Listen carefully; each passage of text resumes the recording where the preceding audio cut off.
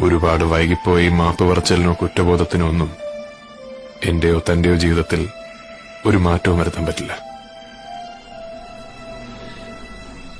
ചിലപ്പോ ശരിയായിരിക്കും.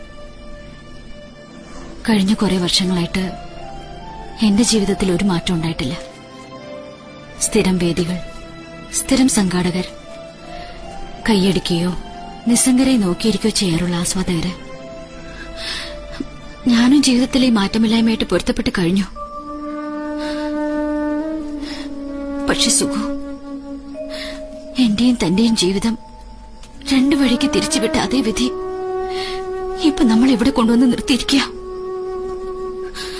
അത് വെച്ച് നീട്ടുന്നത് നമ്മുടെ പഴയ സ്വപ്നങ്ങളാ. പഴയ ഉണ്ടക്കണ്ണിക്കും പൊടിമീശക്കാരനും അത് സ്വീകരിച്ചൂടെ?